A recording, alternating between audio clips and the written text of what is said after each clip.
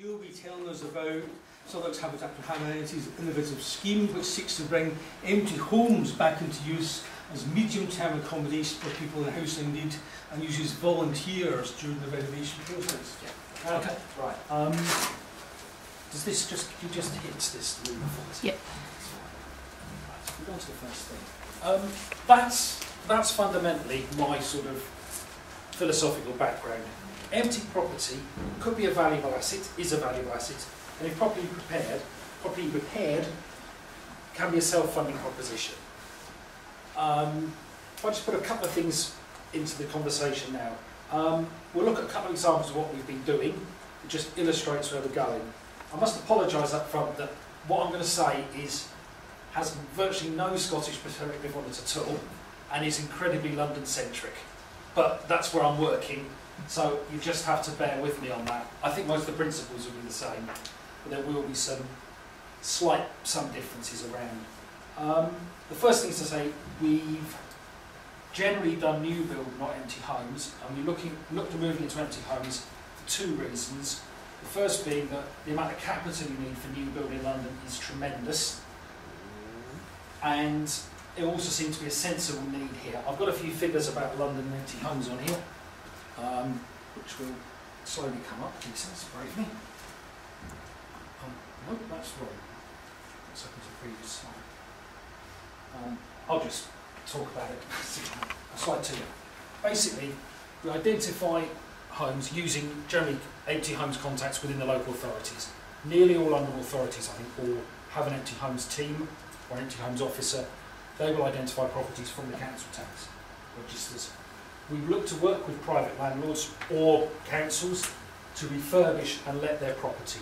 If the council put a grant in, there is generally an expectation that they have nomination rights. We use a part volunteer workforce on site to assist with the works, but we employ skilled builders to supervise them. We have to build to the same standards everyone else does, therefore we have to have that level of competent supervision.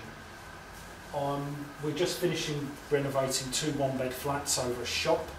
Renovation's the wrong word. You could see the sky when you stood in the shop floor when we started the works.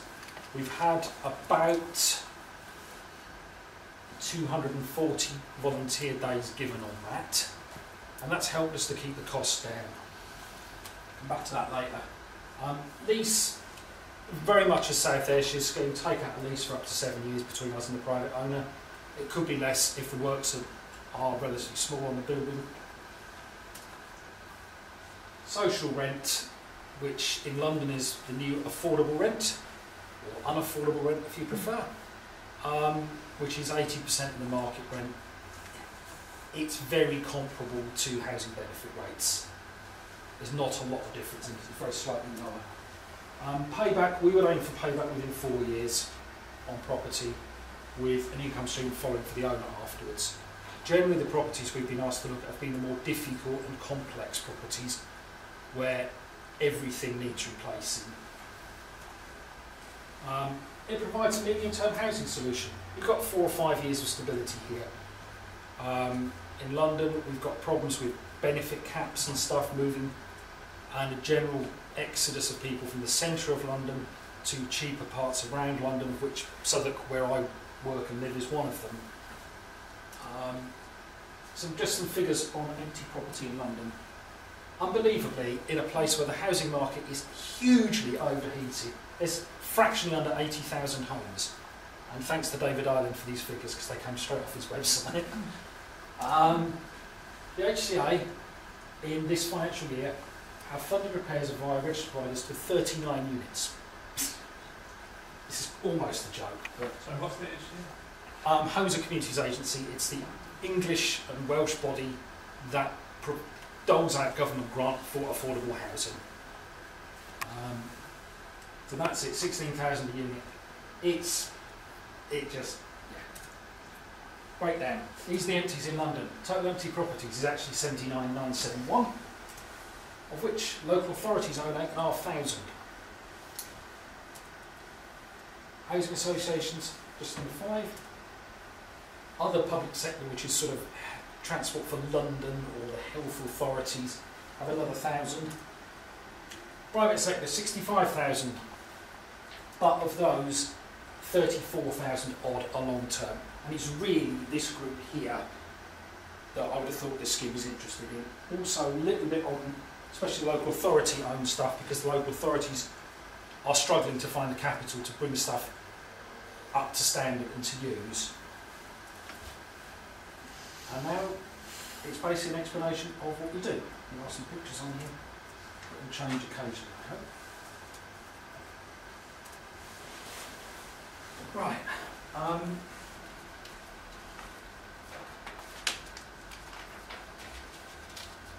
I'll talk about public sector empty property and the viability of the scheme first.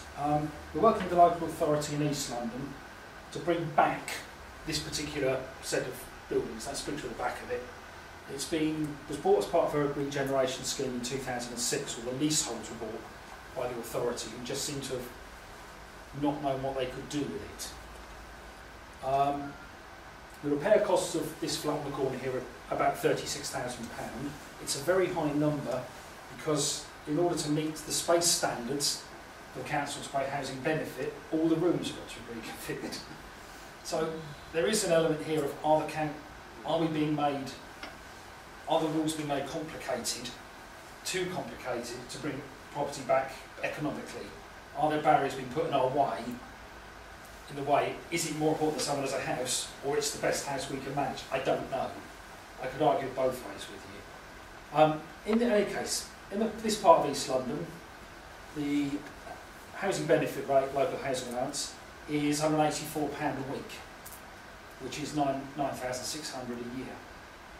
So even if we allow for repairs and management costs, this pays for itself in about 4 years of rental. Once it's past that, the council get an income. But they can't fund this £36,000, or won't fund it, or would have to do it to a different standard. I don't know what the problem is. It implies, from my view, it suggests there is a strong case that this is more than just a social case of bringing empty property back in. There's actually a financial case for doing it. I just wonder if we should be looking at an empty homes bond or something. You want to invest your money, we'll give you a return on your money, and we'll use it for these 4 years. 4 years of financing this. It's this revolving fund thing. Where does it come from? It's not going to come from central government, even though there is some funding there. It's going to have to come from social investment. I don't know. From our point of view, working in the public sector has benefits. The public sector tends to be quite risk averse. There's a lot of policy there, but the private sector is also generally quite honest and isn't looking to make a quick buck on things. I'll now move on to, that's another picture of that one. Grim.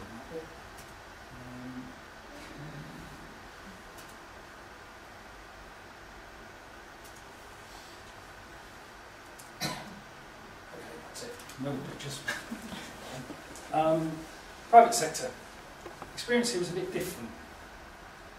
We've just finished, or just finishing, converting 2 one-bed flats over a shop. The place was derelict when we took it on. You could see the sky, no windows, no roof. But we took the roof off to avoid paying council tax, I'd imagine. But that's just my sort of cynical nature, I think. On paper, the scheme seemed to fit well, because as a charity, we have an object that says we provide houses for people in housing need. That's it. It's quite simple. And bring a derelict property back near our office into use, property that's been blighting the community for a number of years. There are a number of things we've come to learn from the project. The benefits. Any empty property bringing back into use improves the neighbourhood. People are living there. The building's doing what it was meant to do. It's not meant to stand there empty. It's meant to be a home for somebody. All of those things happen. There's investment. People spend money locally. Even if you're on benefits, you spend money.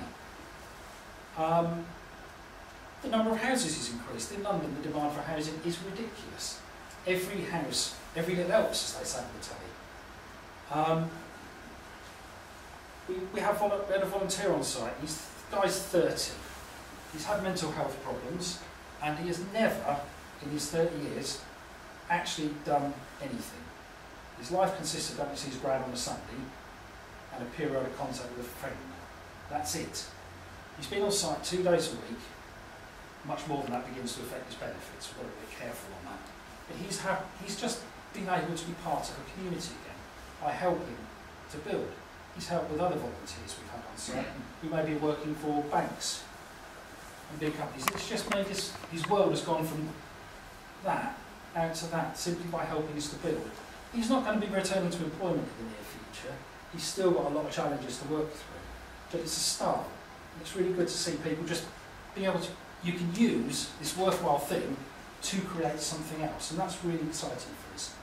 Having said that, there are some problems we found in the model. There is a philosophical point that the person who owned the property was negligent to leave it open to the air for 7 years, impressing his neighbours massively because they've got damp ingress on both sides, because the party walls are never meant to take the exposure that long. Are we rewarding someone for their negligence? That's a philosophical question. I don't know what the answer is, but you can have a think about that. We're increasing the value of his property at very little cost to him, other than his opportunity is missing. And he gets a property in 7 years' time that he can fly where he likes with. I'm not sure about that. That's a question to me. We also have a problem with VAT here. Because we act as the contractor, we are unable to charge 5% VAT on this, and we can't reclaim any of it because we're paying back our rental income. So we are disadvantaged by the VAT system here, and that is a problem for us. We could get around it by setting up a trading company.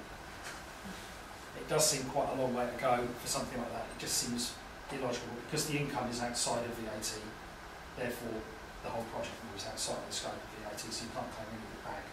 On this project, VAT is something like 13% of the project has had input VAT on it. Things like my organisation's staff and a lot of the subcontractors wouldn't charge VAT because they're below the registration threshold.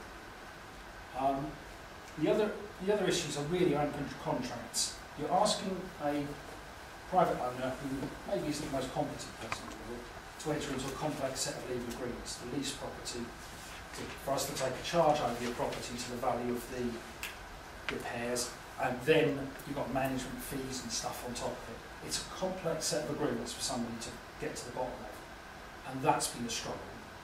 Also, he then has a formal, what we do is we price it and use a standard building contract to control the works when we do it in.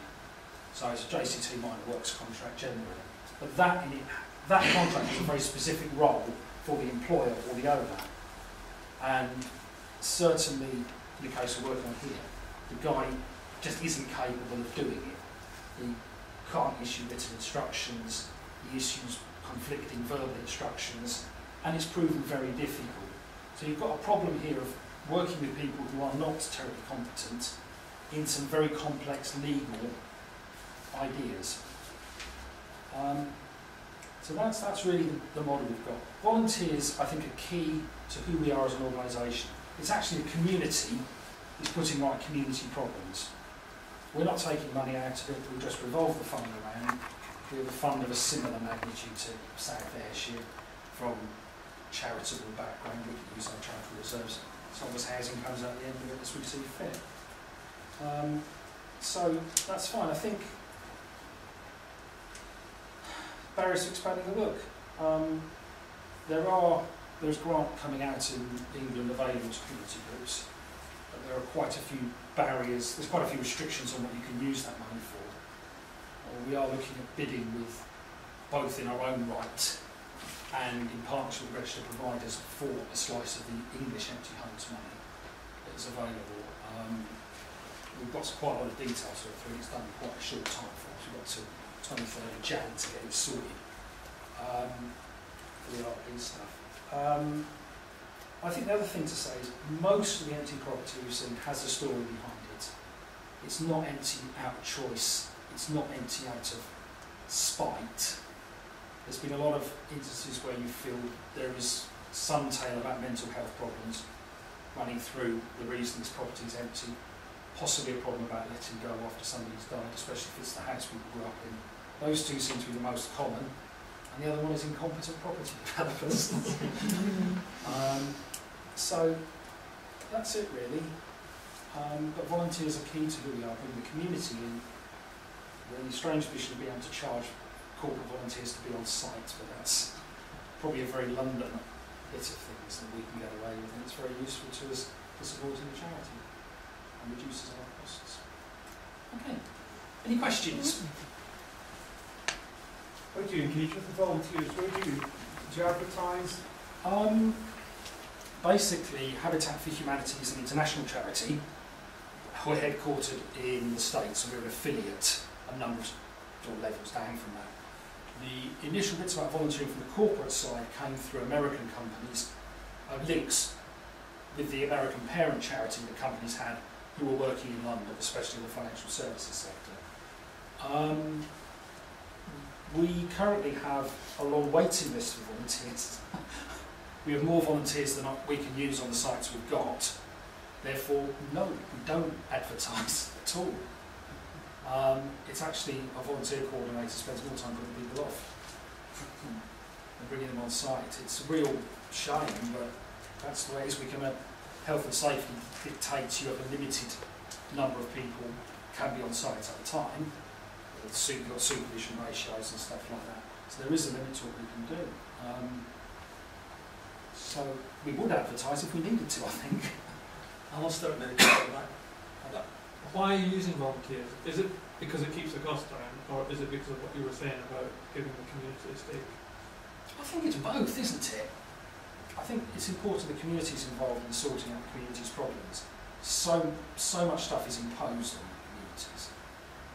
And do you have some volunteers who are seeing the project through from start to finish? I mean, yeah. Presumably your corporates are coming in for...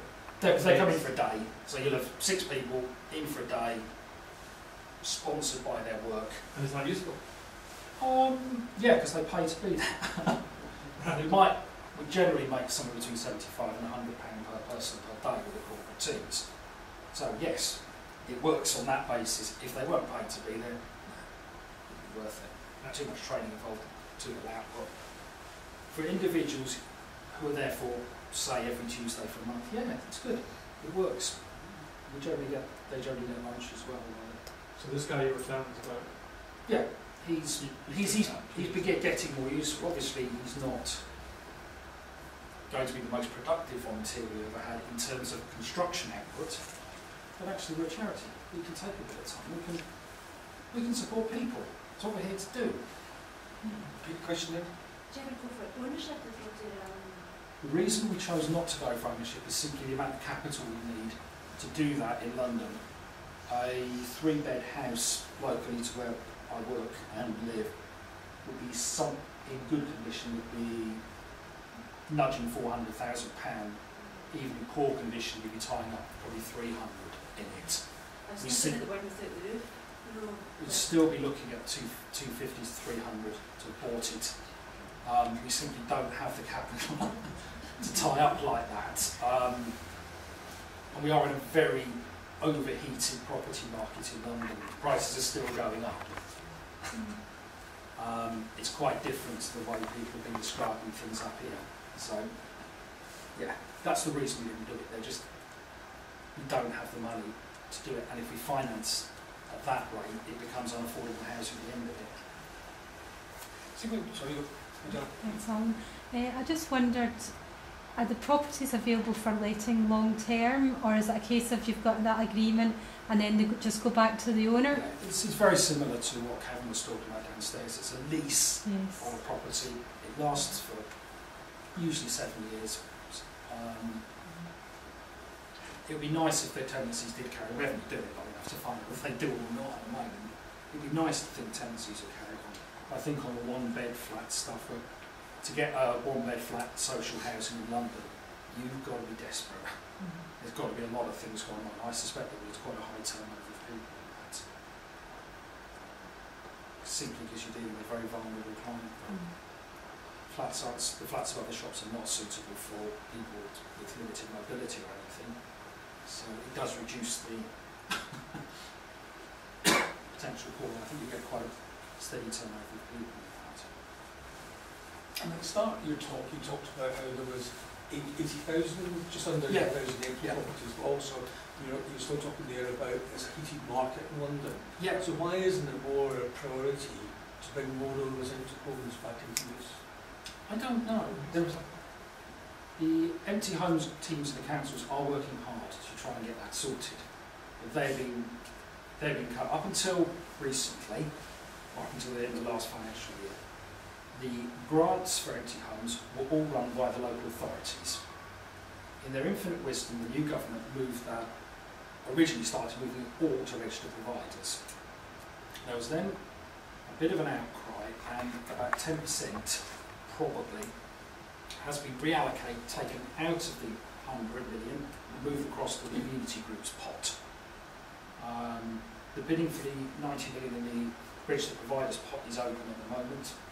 The guideline for the community groups pot is still up in the air, but it's likely to be very similar to what's been announced. But what it's done is the local authorities had a process of sort of carrot and stick that they worked with. So we can offer you a grant, but if you don't sort things out, these are the enforcement that we can take. That link has been broken.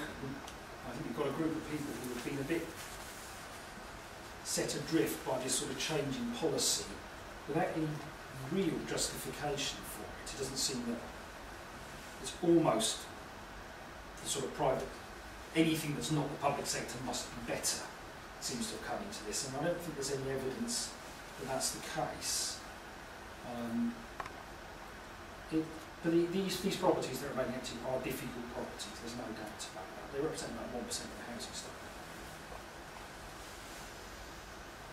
I wasn't sure the scale of your project and whether you were really talking, because you were based on using volunteers, it was really relatively small scale. It wasn't going to solve the big problem. No, I think as a background, we use volunteers in our building if we're doing new build or empty homes. And I think we hoped to be doing more empty homes than we've done, but it's just proven really quite difficult getting leases set up for properties. And this is a reflection of the people who own the properties, and there isn't, in an overheated market, and your property's empty, costing you money, there must be something going wrong somewhere. It's not a rational thing. So actually the public sector has proven a better place to pick up property than the private sector, even though the grants that will be announced are not available for those properties. We have a revolving fund for it that we can use. It doesn't matter to us which sector the house is in particularly. No question, comment, Gareth?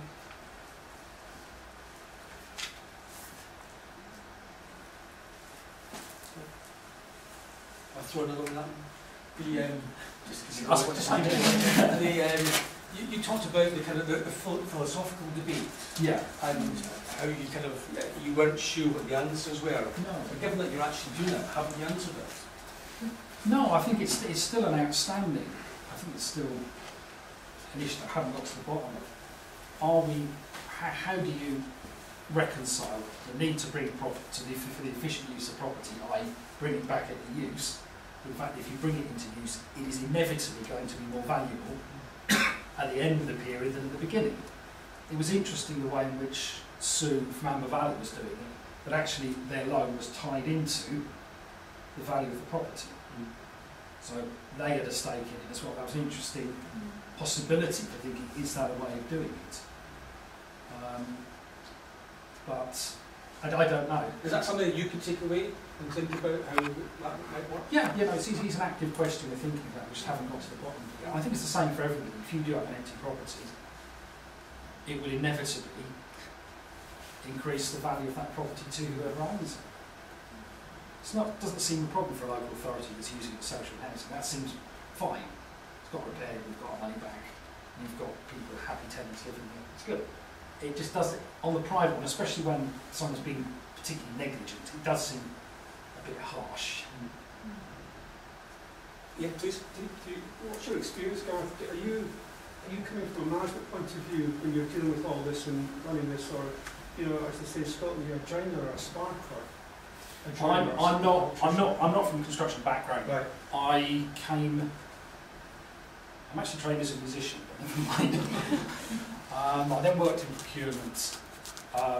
Took a part-time job at the charity a number of years ago. My kids were running the sort of finance and bookkeeping, and I've ended up running a charity. And I've picked up an awful lot about construction on my way through, but don't ask me to build it for you because you'll regret it. Any other points or questions?